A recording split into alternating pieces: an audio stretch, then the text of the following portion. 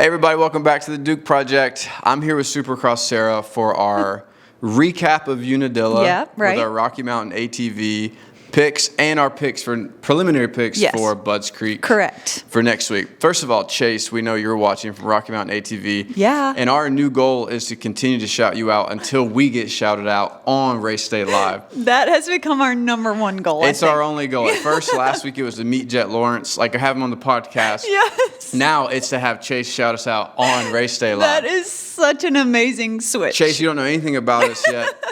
You don't understand that we will do this for 5 years until you give us that shout out. Yes, we will. We have nothing better to do. Chase commented on our first video, which is such a That's how this started. We were like, wow. And we know, thank you so much. What a nice guy. Thank you for commenting. He said Supercross Sarah. Yeah. He's like, I like Supercross Sarah. I'm here for this. Sarah. So then Josh was like, can you give us a shout out on TV? Can you give us on TV? And he was like, that's a big ask. He's like, I don't think I can do that, guys. And we're like, okay, we understand, but now that's our goal. Especially, and I wrote back, especially considering we've made one video. Yeah, exactly. So, but Chase, we want to meet you. We're going to meet you. Now we've made this is the goal. We're going to be at A1. Yes. We got a plan to meet. If you're going to be there, we'll interview you. We'll do picks with you on our podcast. Yes. I'll give you money. Like, dude, like you want to come, I'll pay you. Tell me, like, dude, I'll take you out to dinner. How much is your time worth? Yeah, what do you think? Give me 5 minutes of your time, Chase. We're going to send this to you, give you some money. We would love to meet you and really appreciate your comment. That was so nice. Yeah. So, Chase and everyone. So our recap for Unadilla.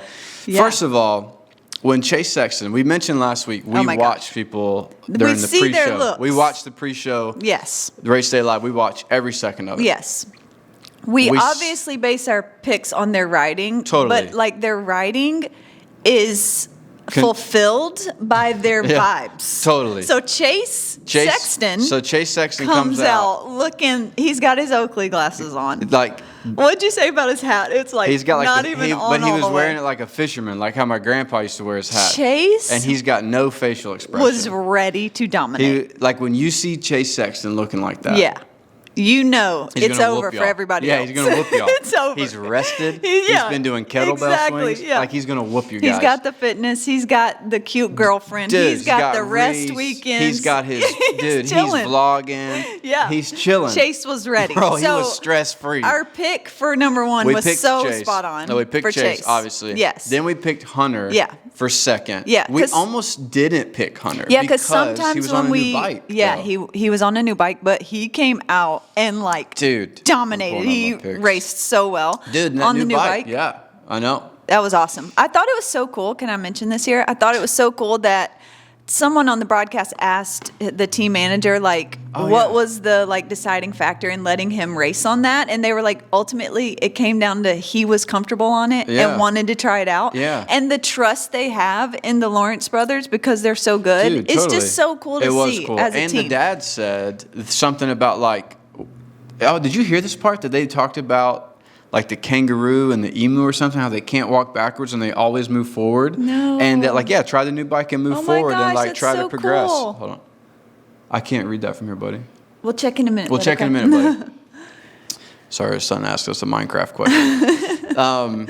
Yeah, that's really cool. It was really cool. Just keep going forward. Yeah, just keep going forward. Taking a step, keep going forward. Cool. Yeah, it was awesome. So Hunter did get second. But we almost didn't pick Hunter for second. Because of the bike, you're like, how's it going to perform? How's he feel comfortable on the bike? But clearly. But every time we don't, his starts are insane, and he comes flying out. Totally. And so we were like, rolled with it, and he got second. Yeah, it was cool. He did great. This is where we disagreed. I originally had AP. Shout out to AP. He would be a great. Oh my gosh, AP he would be so fun America. to talk to. Yeah, AP is Oh my America. gosh, yeah. So we had him in third. You did. I did. And you were like, no, I think Ken's going to get third. And I tried to tell you, it's not that Ken's not a great rider. It's the riding shape. Yeah. Such a long. Which I understand. I was just rooting for Ken. rooting When's the last time you went Ken. on a run for 30 minutes? In college? Exactly. So it's I don't think I even lasted then. Yeah. So we ended up, our compromises, we put Roxon in fourth. Yes. And AP ended up getting third. And I had... Yeah, and too, we're a little behind in our picks, so we're taking some risks trying to catch up into our stuff. We won't go through all the picks. We're trying to get more points. But then Dylan Ferrandis ruined it. He got fourth. Thanks, ruined Dylan. it. Thanks, Dylan. Thanks for doing so great, Dylan. And I ended up picking Jason Anderson in third because, dude, there's times in Race Day Live when Jason Anderson is hanging off his bike the entire time, and he looks so fast. And he goes so fast. It's crazy. It looks like he's barely hanging on. Yeah, it's and crazy. I saw that in the race day live, so I put Anderson in third. He got fifth, so you still get points for that. We got our points for that. 14th was hard this week. I picked Colt Nichols, Shane McElrath. Got it, which he often gets wild card stuff. But, I was like, it's kind of a crapshoot when you get back. It's easier when it's 10, but you get past like 14, 15, I know. it's hard. Those are so hard Those to are hard pick. ones. So we got 52 points, Chase. Chase, what's that Chase's last name? I don't know. We'll have to look it up. Because we need to. Well, I guess if we just say Chase, we're talking about Rocky Mountain ATV Chase. Yeah, if we're just saying, if we say we'll Chase specify Sexton, for all our, it's the rider. For all our new listeners, it's the rider.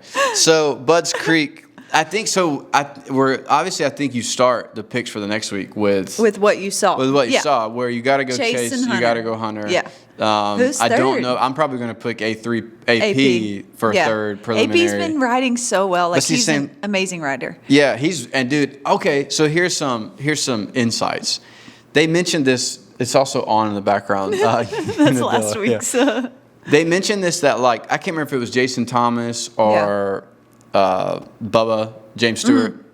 But that, AP's like Chase comes in and is known for speed, and that only impacts your team dynamic. Absolutely. We just saw it like with basketball, Team USA. It's like elevates. Kevin Durant doesn't want to be the one playing bad with Devin. Like you just like Steph Curry. Like you all elevate each other. So it's like I feel like AP's riding so good. Oh, yeah, you can see it. He looks so the whole good. year he's been doing so good. But to be fair, in Supercross, that's why sometimes we would not pick him because Supercross, those tracks seem so much slippery.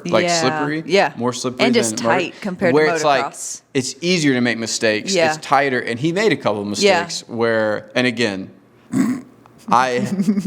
we most applaud I will everyone. ever do on a Supercross track is walk it, So not me. I'm in the stands. She don't even want to get out there. You don't even want to see it. I don't even want to touch the dirt. Yeah. So just kidding. I would love it. Yeah. So we would love to. Yeah, we'll take some home. I would love to touch some dirt. Chase from Rocky Mountain, make that happen. Let's do the pre-walk at the show. Leave Chase alone. We cannot put all this on him. I'm finding your personal Instagram and I'm following you. Because we're fans. So. Yeah, so and AP, everyone does. In Supercross, you're so nervous when someone's in the front. Where on outdoors, they have so much more space and length to like. It's so cool. The difference. It's such a different. Yeah. So that's why you like on AP. It's like But for motocross, you're saying him third for this coming week. For this week, I'm gonna pick him third. Pick him. I don't know about fourth and fifth yet. I still lean. Oh, and we picked Justin Cooper last week for fourth, but he got. I think in the second moto he got like. Pinned or might have fallen or so, but he still ended up. I think it was seventh or sixth. He's been riding really well too. So good.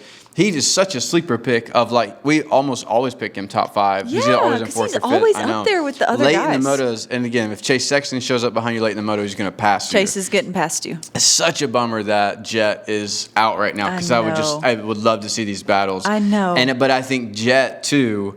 When they come back for the playoffs, that just going to be so fascinating. It's going to be epic. We'll talk about that when we close it because if Jett comes back and wins those, my gosh, like dude, that takes the air out. Domination. So much I know. For these guys but that's what he does. I know, dude. He's going to. That's what he's going to do. Dude, yeah. That's how Jett is as a rider. But there were some incredible battles. Like, Chase was catching him in outdoors, but it's like Jett still just has this like. It's the start and the like. His starts are insane. Just I know. durability we need to go back through the and whole thing. rewatch the like races, especially now that this is our job. This is our job.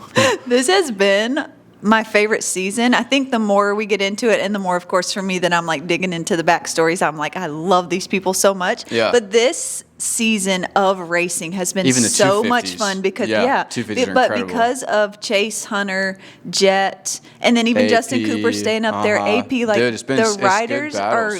It's so cool. And then even Cooper Webb and Eli Tomac will be back because I think the playoffs, right? Tomac's supposed to be back this week? I don't know, but Cooper Webb came back last week. He fell or something. Which it's like what you were saying about Ken, like getting back into it is a lot different. I ride in a flat farm field and I have my mistakes, like no one's around. I don't even ride. Yeah, not yet. Not yet. Yeah, so Yeah, so it'd be cool to watch that. We're trying to go to the final in Vegas. Yeah, we're trying to. But, we got to check a couple. So next our week, actual job work schedule. our real life jobs. Yeah.